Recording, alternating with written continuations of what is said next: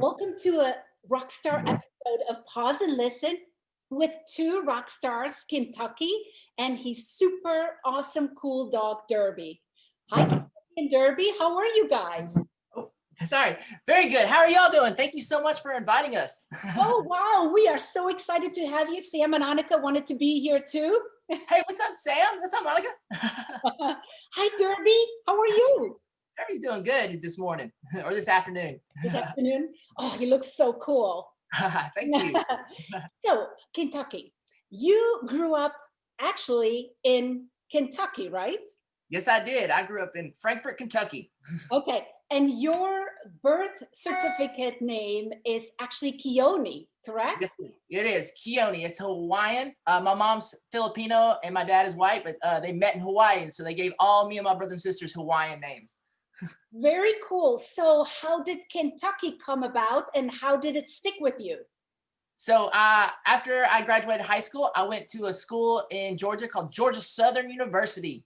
And I got a job at a local nightclub, and one of the owners could not remember my name. And even then, working in a nightclub and a bar industry that as long as I did, it's just hard to talk when it's very loud. And so he asked me where I was from, and I said Kentucky, and he just started calling me Kentucky.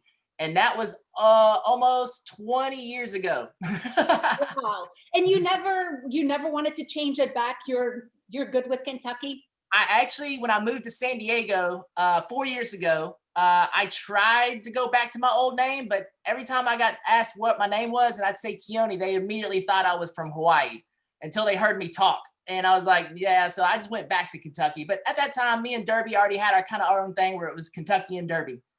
And that's very cool. So, let's get to Derby. You grew up in Kentucky, then you moved to Atlanta and you already had Derby, or you got Derby and then moved? I got Derby while I was living in Atlanta. Okay. Uh, How did I, he come into your life? I was actually looking for a doodle, and this was how long ago? It's about 8 years ago. And I was looking for a doodle. I didn't realize how expensive they were. And so, but I understood like, hey, they're designer dogs and people are looking. So I just kind of put it off to the side. A real good friend of mine from college, his family, one of them got Derby and the other one got his brother, but they realized they had two kids, one on the way, and they just knew that they had Derby, that they didn't have time for him. And they realized that, about when he was a year and a half, he only knew his kennel and the family, and they knew that this was no how a dog should live. So they heard about me, they heard about how I am with dogs. I've had dogs all my life, and they just gave him to me. His original name was Midas. And as soon as I brought him home, I talked to my friends on Facebook, and they're like, man, you should name him Derby so you can be Kentucky and Derby. So that's how we became best friends from the start. That's awesome. So he's already 9 years old? And actually, his birthday is this month, this January. So it's his birthday month. I don't really know when his birthday is because we never really celebrate it. It's not really a big thing to us, but we might do something a little special this month. Oh, absolutely. You'll have to celebrate and invite everybody for Instagram party. Oh yeah, definitely. So you got Derby. You were in Atlanta. What made you move to Los Angeles? So we moved to San Diego 4 years ago, and I was at a point in my life where I had been doing the bar industry. I had built bars, owned bars, restaurants, and when you're in that industry, that nightlife is what I call it. It can get kind of hectic, and I was burning the candles at both ends. Let's just say a lot of drugs and alcohol started to take over my life, and I realized that I was heading into a deep depression. And the only thing that was around it that got me out of it was Derby. And one day I just kind of woke up and like, you know what? This is not a life for us anymore. We need to change. My sister lives out here in San Diego, and she gave us an opportunity to start over. We loaded up my truck. If it didn't fit, it didn't come with us. And we took a 4-day journey across the United States and got to San Diego. I'll be honest, that was one of the hardest things I've ever done, to pick up and leave everybody and everything I'd known for so long and just start over new. But I couldn't have done it without this guy right here, because that tough 4 days across the United States was tough, and I'm glad he was with me. So that's why I always feel like, I kind of rescued Derby, but he actually rescued me. That's an amazing story. And I can relate. I was born and raised and grew up in South Africa. Okay. And I left when I was 25 years old. And when I got on that plane to come to the US, it was unbelievable the amount of fear and anxiety and, to leave, like you said, to leave everything you've known your whole life, all your friends, your family, leave them behind, and go to a place. You had your sister, so that's great. Yeah. But so yeah, I can relate. And yeah, that's awesome. And you guys are so cool now. And I want to tell everybody that Kentucky and Derby are two of the rock stars from the Amazon Prime The Pack Challenge show.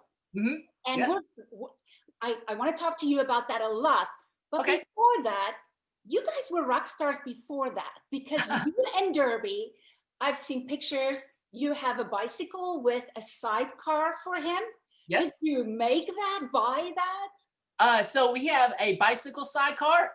It was actually a sidecar that a company had made a long time ago for kids, and they found out it was too dangerous for kids, so they quit making them. And I found out about it, and if you kind of Google or eBay around it, you can find it. But I found it, put it together. Derby just sat right in there and started riding around with us. From learning to ride in that bicycle sidecar, I bought a motorcycle and put a sidecar on it. So now we have a motorcycle with a sidecar that we bebop around town and wave to people. Great. I haven't seen pictures of that, so you have to put some up on Instagram, please. Okay, we'll do. Yeah, there's some videos of it, but I haven't done one in a while. It's just been too cold to ride. Tell me about it. It's bitterly cold here. And so you obviously have a bicycle, a bike. You and Derby paddleboard, Mhm. and you two are circuit surfers together. You do Yes. dog surfing with Derby. Yes, we are.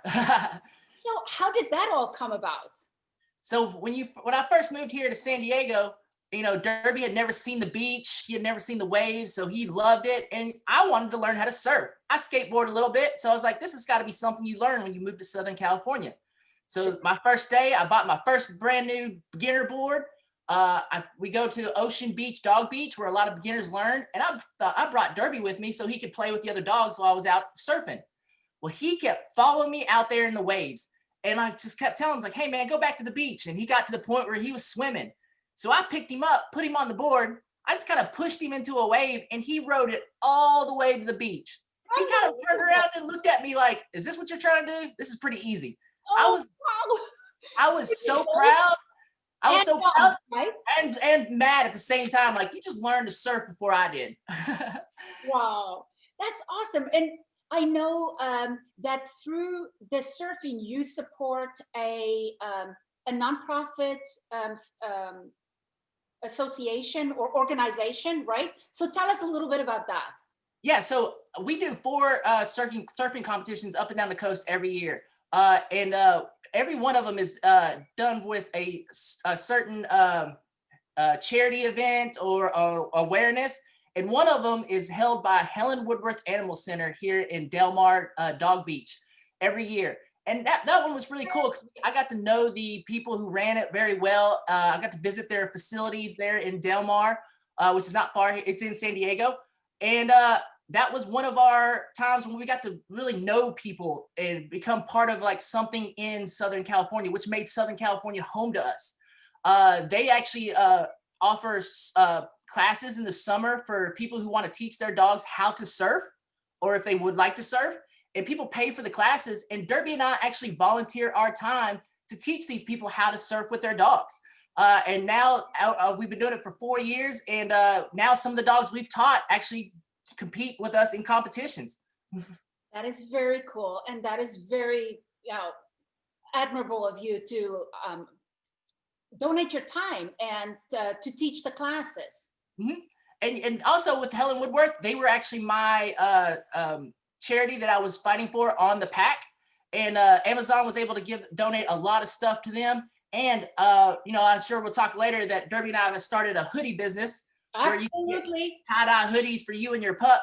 And I still want to give back to Helen Woodworth. So every shirt or hoodie we sell, I donate $1 to Helen Woodworth Animal Center. Yes, and I wanted to talk about that because I admire you. That is awesome. Please tell everybody where they can go to first, let's talk about how did the hoodies start with you and Derby? Oh, wow. So yeah, it was about 4 years ago when we first moved here to San Diego. And here in Ocean Beach, kind of where we live, they put on these awesome farmers markets. And Derby and I, we used to go down there because, we didn't know what else to do around the city. And I met up with a guy that had a tie-dye business, and his business is called Nice Dyes. And I kind of asked him, I said, hey man, can you tie-dye something for me? And he's like, yeah, sure. So I gave him a blank dog hoodie and he tie-dyed it for me. And we still have that one tie-dyed hoodie still today. And it was so awesome. People loved it. People were asking about where they could get it. And I was like, man, let's start a business with this. And at the time, I think I had $30 in my account. I mean, I was just starting over. And I just, every year I would kind of walk up to him and say, hey man, we're going to do this. I promise. And just nothing felt time right. Well, that being on the show gave us a platform to be able to start this. And we started this in November, and now it's been amazing. We've just been so happy about all the support we've gotten from everybody and all the hoodies that we've shipped all over the world, and pictures we get to see of the people with their pups with their hoodies, especially cats now are wearing our hoodies. That's amazing. I'm a small business owner, so I get what it's like to start your own business and, struggle to build it up. And we can't wait. Sam and Annika are waiting for their hoodies. And I noticed just this week, you had a whole little video with this guy from, it's called Nice. Nice Dyes, Noisce dash DYES. Yeah, Noise Dyes. That's right. And you actually videotaped how you guys do all of these hoodies, tie-dye them from beginning to end it's a garage? It's a small car garage. It's actually it's got so much stuff in it, we barely have room. But yeah, me and Derby helped do these. So like, I want to let people know, like, these are 100% cotton dog hoodies that, it's made by hand and by love here in San Diego by us, and we ship them out of our living room. If I could show you my living room right now, it looks like a hoodie factory just exploded in it. That's awesome. Well, I was looking the other day in that video and I was trying to count all the hoodies that you were doing just that day. When he was done with the bottles, coloring them, and then they were sitting on the table. There must have been hundreds of hoodies. Yeah, and that was just 1 week. And that's what's so amazing, that the response we've gotten from everybody from these, because this is just something I wanted to do and try, and the fact that it's taken off is so amazing. Good for you. That's just absolutely amazing. I can't wait for Sam and Annika to get theirs, and I promise we'll put up lots of photos. And anybody and everybody who is listening, please go and support Kentucky and Derby. Buy some hoodies. It's for a good cause, and $1 he donates to the charity Helen Woodward Animal Center, and you can get them at derbycalifornia.com. That's it. All right, now let's talk about the pack. How did that all happen? Yeah, so it almost happened a whole year ago. So we're looking at not 2020 September, but 2019 September. Derby and I started Derby on Instagram, just kind of show people all the cool stuff or crazy things we do together. And we got a message from a production company saying, hey, would you like to travel the world and see amazing things with your dog? Well, it didn't say Amazon on it. It didn't really say much about it. I thought it was fake, and I actually deleted it because we get a lot of stuff in our messages and sometimes it's not real. And so I deleted it. About a week later, another surf mom, a friend of ours, she sent us the same thing. She said, this is something you all would be interested in. Check it out. So I gave it to my girlfriend. She filled it out, sent it back in. They kept calling us. We did a bunch of interviews. Finally, they invited us to a 2-week training camp in December to see if Derby was able to do all the stuff they needed him to do. And that early January, we left. So I almost threw away a perfect opportunity to travel the world with my best friend. Wow. Well, I'm sure you rewarded your fiance with a nice dinner or whatever, right? Oh, I owe all this to her. I owe everything to her. Exactly. And you were gone for a long time, right? Yes. So, I don't know. I guess I can let y'all know. I mean, we're on every episode. So we were gone for 68 days. Oh, you guys were amazing. I just have to tell you, I know it's hard to see, but Look, Oh, look at that. It's a pink tail. inspired by Derby. Sam, That's so come amazing. here, come here, come here, come here. Can you come up here? Let's show Kentucky your blue tail. Come on, come here, come here. Come here, come on, Sam. Come on, come up here. Up there, Sam. There you go. Look, Look at that blue tail, buddy. There you go, just like your hair. oh, you guys inspired that. That's awesome. We love it. It looks so good. Yeah. And so before we get to the pack, I want to ask you too. The Mohawk and Derby, Yeah. so cool. So Thank you. cool. Love it. Yeah. How did that start? So when I first got Derby, I had a Mohawk at the time, mainly because I was losing my hair in different places, and then this was the only thing that was sticking around. But I always tell a funny story that Derby, when I first got Derby, he was real fluffy. I didn't really know much about doodles and how much you had to maintain them. And so I decided to keep him short. This is actually too fluffy for me, and he's getting a haircut next week. But I didn't want him to be like poodled out. So I had a Mohawk. I always think that he looked at me and said, hey, I want one of those haircuts. And I told him he'd look stupid, but actually it turned out pretty good. Once we moved here to San Diego, he still had a Mohawk, and we met our groomer that Alexis, that he has today. And she said, I can dye that. And I was like, really? I didn't even know that was possible. The only color she had was blue. And as soon as I saw it, it was amazing. And then when we started doing surf competitions, I went ahead and dyed my hair blue the same way. That is awesome. I just love you two. You're just so beyond cool and awesome. Really. We're just two dudes who like to have fun and put smiles on people's faces. That's all we want to do. And you do. You really do. And the sunglasses too. So the sunglasses is something he picked up while we were here. One of my friends used to go around selling something kind of similar to this at dog festivals here in San Diego, which San Diego is amazing. It's such a dog-friendly town. There's usually always something going on every weekend with dogs somewhere. And I put him on him. He left them on. So I started making our own and modifying them to more Derby's needs. So now we have probably almost 50 pairs of sunglasses. I'm pretty sure we have a problem because if I buy one, I got to buy two. But yeah, so he just kind of keeps them on. I think he feels like if he's got them on, he knows we're going somewhere together and he gets to go. So, but it doesn't bother him. You can still see his little pretty brown eyes there underneath there. Oh, no, he knows he's cool. I mean, come on. He knows he's a cool dude. He's just laid back and just happy to be here. Okay, so let's get back to the pack. Okay. So first of all, I binge watched the whole thing, the entire 10 episodes. 10 episodes, yep. 10 episodes in one night. You did better than I did. We just loved it. We couldn't stop watching. Now, when you were auditioning, the dogs had to do scent work, nose work, scent work, tugging, like go through tunnels, a lot of things. How much did Derby already know, and how much did you have to teach him? So Derby knew a few of these things, kind of easy stuff like giving paw, staying, sitting, rolling over and stuff like that. But when they told me he was going to need to do scent work, I was like, that sounds like something a working dog would do. Like, I don't even know how that begin to train them to do that. And so they sent us all the gear, kind of coached us through it. And Derby and I, before we went to the training, were doing it here at our house. And he picked it up so fast, and it was so cool. And like, it just surprised me how much I knew he was smart, but I didn't know like the steps on just training him to just do something so simple as just to find a scent somewhere. And during training, we got better and better. Another thing that he had not quite learned is I always wanted a dog to give me whatever is in his mouth. So I never taught him how to tug, because it was just a game that like, I was just like, I know it's a game, but it could also mean that like, he's not going to give me everything he gives. But I had to retrain him how to tug.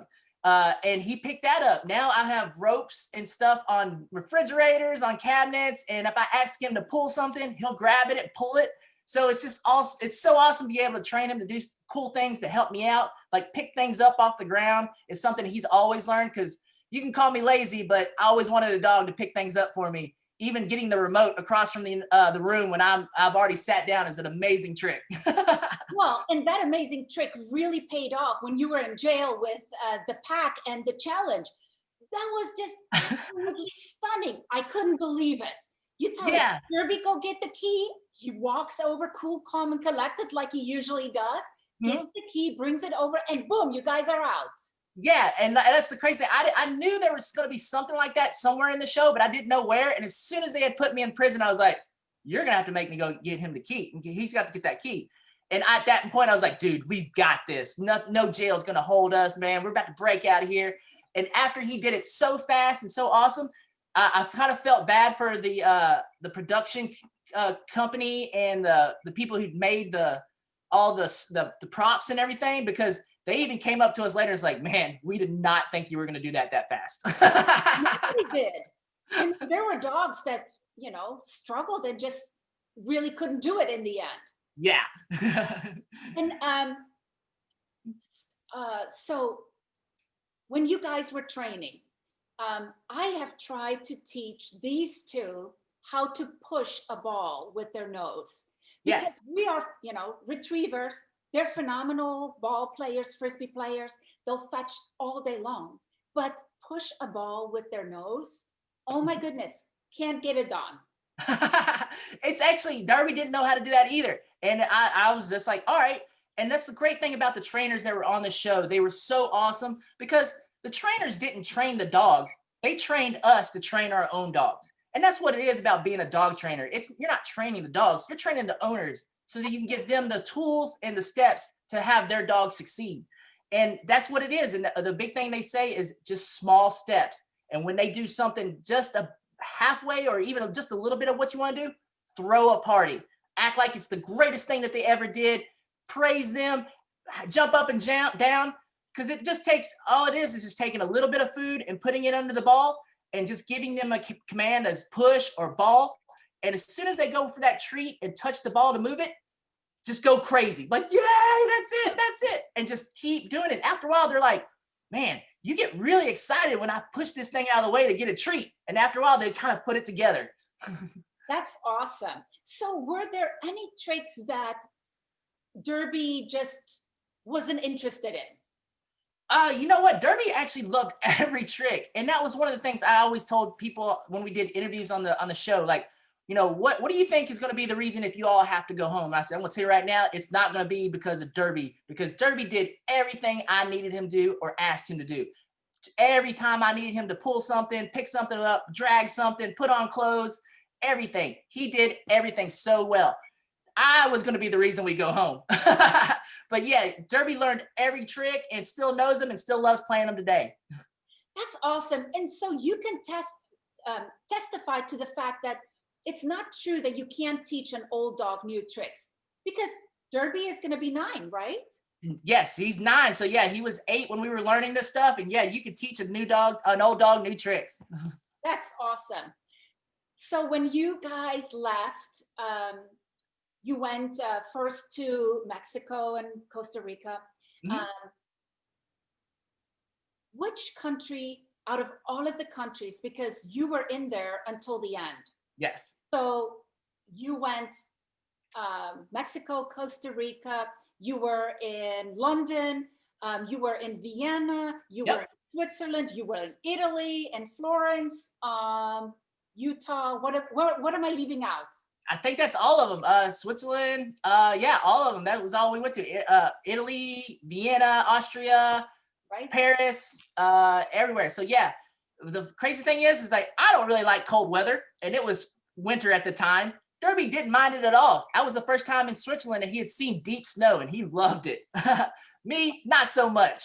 But I always think our favorite place was to go to Costa Rica, in Capos, near the beaches and the jungles. That was amazing. Just seeing the beautiful beaches and the ocean. And then they took us to the dense jungles where we rappelled down a waterfall and walked across rope bridges. That was just so fun. Like, it's something I would never think of. And like, the jungles were so green. You could hear howler monkeys in the distance, see exotic birds, even seeing 3-toed sloths hanging from the trees, and the dogs were going crazy because they had never seen anything like that. And I knew they would never ever see that ever again here in the United States. And it's so cool. Why was that? So that was your favorite place to go? Yes. Was Costa Rica. Do you Yeah. like to travel? You know what? I am not much of a travel person. My girlfriend, she is much of a travel person, and I always tell her, "Is like, if you want to go somewhere, I'll go with you." But I'm more of like, if we go somewhere, I want something to do. Like either it's an event or something cool. I'm not much of going and seeing old buildings and stuff like that. But if there's something fun to do, I'm there. And how did Derby do traveling? Was it hard? He loves it. We actually travel back and forth to the East Coast a lot to see friends and family. Riding on a plane is no big deal to him. He curls up right between my legs, goes to sleep, doesn't really bother him. So traveling on a plane, bus, any other contraptions we've been on, doesn't bother him one bit. That's awesome. And so you don't like cold weather. No. So you didn't like Switzerland? I mean, it was cool. I saw it. I was there. We didn't get to go skiing or snowboarding, which would have made it even better. But being cold, standing around was not fun to me. And what challenge did you like the most and which one the least? The one challenge I loved the most was probably the one in London where we broke out of prison, because that was just something me and Derby were on point. We knew what was going on. The least favorite challenge was definitely the finale challenge in Utah, right? When we did the gold mining through the chutes. Oh, It was another challenge where Derby did everything right. He pulled the ropes, turned the chutes. I just could not figure it out. And I got in my head, I started getting frustrated. And that's when I was just like, you know what? We lose. I don't care. Like, I was just so frustrated. I was kind of mad because I let Derby down. I let my charity down at that point, and I was just like, well, this is how we go home. but you did so awesome, you and Derby, all the way there. And honestly, when I looked at that challenge, that was hard. Yeah, it was kind of crazy. I mean, I give the props to the people who built it. I mean, they had a short time to do it. And, that was during, like, we were kind of on a shutdown with COVID, so we had to be really careful where we were at. But yeah, they did an amazing job. And you know what? It was just what it was to be. So I didn't really get too mad at them, but I was just mad at myself. Right. And what about Snow? Tell us a little bit about Snow. Does Derby still see his special friend Snow? Yes. So Snow and Josh live in LA, and we go up there quite a few times a month to go see everybody. We're still good friends with a lot of the castmates, which is amazing that, from a reality competition show, you don't see that a lot where people are still friends. And so he still sees his girlfriend Snow, which is amazing. Like Derby's more like a dog that wants to play with me and not other dogs. And he actually really liked playing with Snow, which is something different. And so, he gets to see her every once in a while. We're still working on doing the wedding. We're talking to some production companies now. Hopefully we can make this happen soon. We've started a little online site where people can RSVP to the wedding and just get updates. And we're gonna make this happen one way or another, and maybe try to make it almost like a reunion show. That'll be amazing. So where can we go to get the updates and, I'll have to send you the link. It's not really one of those easy ones to say. I'll send you the link, and you can post it when you put this on the podcast up. Perfect. That'll be perfect. And friends on the show, I get the impression that it's not something that you guys just talk about, that you're all friends. You truly are. Mm-hmm. We truly are. And that's one of the things when I first got on this, got asked to be on this show, and I knew it was a reality competition show. And I told the producers, I said, I've got a lot of friends who've been on reality competition shows, and I know what usually happens. It's all backstabbing, lying, cheating, just to be number one. I said, if this show is anything like that, I don't want to be a part of it. And they said, no, this is definitely different. So they kind of told me what it was about. I was like, okay, I can get behind this. But they told us in the beginning, it's like, you're going to be real good friends with everybody when this is done. I promise you. And they were not wrong. We still talk once a week on Zoom meetings. We help each other out with our own projects that we're doing because all of us are doing something after the show with their own stuff. And we help each other out. We buy each other's merchandise. We self-promote or cross-promote each other. So it's so awesome to have friends who have actually gone through this and still be able to talk to them today. That is really awesome. Yeah, I admire that because I know Well, it's Josh and two of the girls have their own podcast now. Bark And After Dark. After Bark, that's right. You are rocking your hoodies Yep. and just everything else. I mean, I was so disappointed. I ordered so many boxes from Amazon at Christmas time, and not one time did I get a Derby box. Yes, so many people were so mad and asking, how can I get a Derby box? And I'm like, you know what? They didn't even tell us that they were going to do something like this until right when the show came out. And I was like, oh, that's cool. But I didn't realize his big fat head was going to be on one side of it. But it's so awesome. We get pictures from people all over the United States and Canada who've spotted this box and said, hey, I just got my Derby box today. This is so awesome. I was like, oh, it's so cool that, people still recognize him on the box, just receiving their packages from Amazon. Yeah, I'm going to tell you a little secret. I drove around my neighborhood checking out people's Amazon boxes to go and ask them after they unpack it if I could just please have the box. Did you find one? No. Oh man. Well, I hope you get one soon. I hope so too. So, Kentucky, what are your dreams for the future? I mean, you guys are just rock stars and you're doing so much. It seems like you're on the go all the time. I see you do commercials, the wedding, the clothes, the cameos. But what are your dreams now after the pack? What is it that you and Derby still want to do? What do you dream about? So this show has definitely given us a platform to do what I've always wanted to do, and that's just put smiles on people's faces and have people have a great day. And that's all we want to do, and give back any way we can.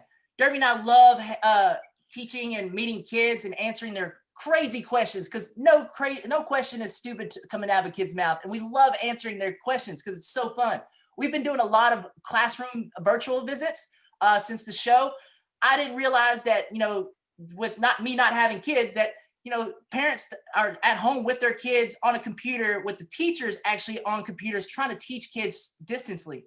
And it doesn't make sense to me, and I don't even know how they do it. And we got approached by some teachers like, would y'all come visit us, because we can't do field trips anymore, so just having y'all come on and talk to us is just something different than the mundane talking through a computer. So we've been doing that, and it's been so amazing. And so we've been looking into, I've always wanted to do a children's book with Derby, to be able to tell people like kind of our story, but for kids to read it and for us to come to schools and read the book to the kids, which would be our amazing dream job, just to go from every town to town across the United States and read our children's book to the kids. Doing these hoodies is something that I've always wanted to do and make happen, and it's definitely working for us. But all we want to do is keep doing is just keep spreading smiles. That's amazing. So where can teachers reach you to invite you or ask you to please do Zoom with Derby and their kids?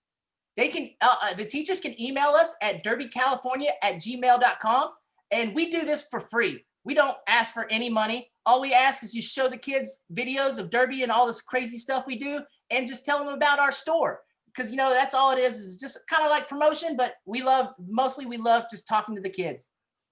And that's why you're such a cool guy, because I thought for sure you were going to say, you want to be able to mass produce your hoodies, have a huge factory and all of that. And here you go, I want to write a book about me and Derby, and I want to go around the country and talk to kids and read them the story about me and Derby, and just put smiles on their faces. Yep. You're such a cool, amazing guy. Derby is such a cool and amazing dog. Thank you so much for taking the time to be on my podcast. It's such an honor. I'm so thrilled. I'm gonna keep tabs on you guys forever. And thank you again for coming. Thank you so much for having us. We had such a great time and sharing our story. This is an awesome podcast you've got going. It's so wonderful. Thank you so much. You guys take care.